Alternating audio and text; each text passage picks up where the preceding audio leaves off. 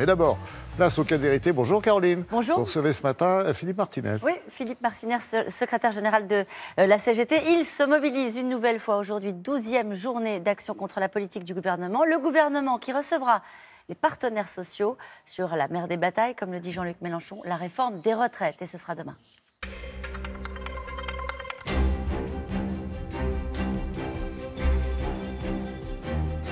Bonjour Philippe Martinez. Bonjour. Je le disais, 12e journée d'action contre la politique du gouvernement depuis le début du quinquennat. Alors vous appelez les retraités, les salariés, les fonctionnaires, les chômeurs à se mobiliser aujourd'hui. C'est pour occuper le terrain ? Non, c'est pour que le mécontentement qui s'exprime dans les sondages, par exemple, il puisse s'exprimer aussi sous des formes diverses, et notamment en manifestation. Je crois qu'il y a un Jusqu'à présent, ça n'a pas mobilisé. C'est pour ça que je vous pose la question, vous le savez bien. Je suis plus mesuré que vous. Ça a mobilisé, pas comme on le souhaiterait. Et puis, il y a des salariés qui ne peuvent pas participer aux manifestations. Je pense aux salariés de l'hôpital qui vont être très mobilisés, mais qui sont réquisitionnés parce qu'il n'y a pas assez d'emplois. Donc, les formes d'expression du mécontentement, c'est un brassard noir, un brassard en grève, mais elles, parce que c'est souvent des femmes, ont une conscience professionnelle. Vous avez raison, il y a un paradoxe. Les Français, dans tous les sondages... Ils ont raison. Cette fois-ci, les Français dans les sondages disent leur colère. C'est assez violent, on le voit dans toutes les enquêtes d'opinion. Et pourtant, on a l'impression que on passe pas à la mobilisation, à l'expression de la colère dans ce genre de manifestation et dans ce genre de journée d'action. Vous pensez que c'est de la résignation ? Vous pensez que c'est de la peur ? Pas du tout. Enfin, vous connaissez comme moi le monde du travail. C'est pas le même qu'il y a 20 ans. La précarité... les contractuels dans la fonction publique, les privés d'emploi, ça pèse sur le fait de se mobiliser, parce que vous savez très bien qu'un intérimaire ou un précaire, si il dit qu'il n'est pas content, il n'a plus de boulot. C'est ça qui a changé ? En tout cas, le monde du travail a beaucoup changé. Et donc, il faut que nous trouvions des moyens d'expression comme la manifestation, les grèves, et puis d'autres, ce que nous faisons au quotidien dans les entreprises, dans les services. Je pense que... C'est ce que vous avez dit hier dans le Figaro. Vous avez dit qu'il faut inventer de nouvelles formes de lutte. Vous pensez à quoi ? Parce que ça fait, encore une fois, pas être désagréable de si bon matin, mais ça fait des années qu'on entend les syndicats dire il va falloir qu'on invente autre chose. Cette fois-ci, on y est. Vous avez dit les conditions de travail ont changé, donc qu'est-ce que vous pouvez inventer ? Le monde du travail, mais on fait confiance aussi aux salariés. Les salariés, ils ont des idées pour exprimer leur mécontentement.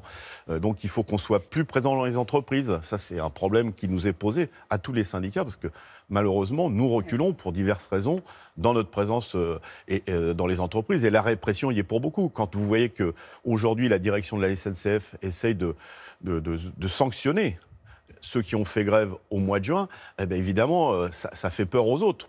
Sur quel motif ? Sur le motif d'avoir fait grève, parce qu'on est face... Bien sûr. Quand on peut être licencié en France parce qu'on a fait grève ? Tous les jours. Tous les jours. Et c'est dans le pays des droits de l'homme où le droit de grève est inscrit dans la Constitution, le gouvernement devrait réagir. On les interpelle souvent, mais il n'y a pas de réaction. Et quand à la SNCF, des salariés sont menacés de radiation, ce qui est très grave comme sanction, parce que justement, ils ont fait grève au mois de juin, ça a fait réfléchir d'autres. Mais en tout cas, nous, on est très optimiste parce qu'effectivement, il y a un très fort mécontentement lié aux conditions de travail, lié aux conditions de rémunération, etc., etc. Alors mercredi, je le disais, vous avez rendez-vous avec le gouvernement qui devrait présenter les grands axes de la réforme des retraites. Est-ce que vous demandez au gouvernement de jouer carte sur table ? Est-ce qu'à votre avis, elle est déjà ficelée, la réforme des retraites ? Non, ça dépend de l'intervention des salariés, c'est toujours pareil. Oui. Mais effectivement, M. Macron l'a annoncé dans sa campagne, il a des idées pour que nous travaillions plus longtemps. C'est ça le sujet, sérieusement ? Évidemment. Ça sera gagner moins ou travailler plus ? À votre avis, ça sura travailler plus ? Ça sera les deux, peut-être. Ça sera peut-être les deux. Parce que la réforme qu'il propose, c'est-à-dire sous couvert d'égalité, cumuler des points, ça ne prend pas en compte la nécessaire solidarité. Dans une vie professionnelle, on peut avoir des problèmes, on peut être malade, on peut être au chômage.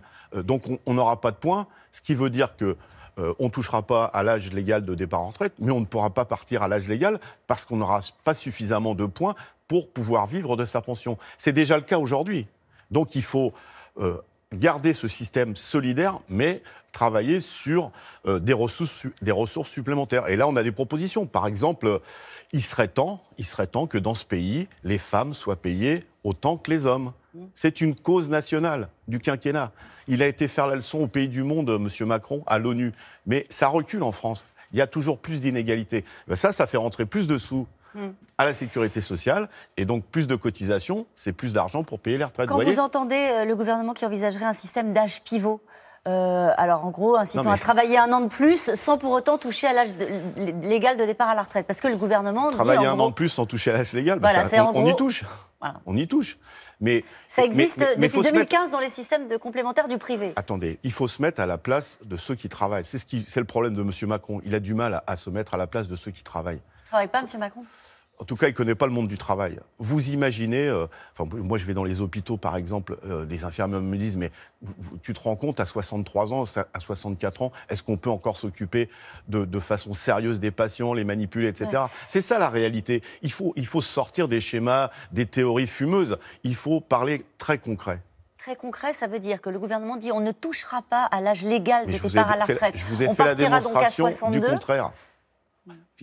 Quand on part à la retraite, il faut manger. Il y a déjà près de 2 millions de retraités, surtout des femmes, encore une fois j'insiste, qui vivent sous le seuil de pauvreté. On peut partir à 60 ans si on n'a pas de quoi manger, pas de quoi se loger, c'est quand même dramatique. Or, on ne peut pas dissocier l'âge légal de départ avec les moyens de vivre quand on est à la retraite et qu'on a travaillé toute sa vie. Quand vous regardez ce qui se passe ailleurs en Europe, qu'est-ce que vous dites ? On est inquiet parce qu'on a des contacts avec des syndicalistes qui nous disent non, c'est la catastrophe. Parce que, par exemple... 67 ans en Allemagne ?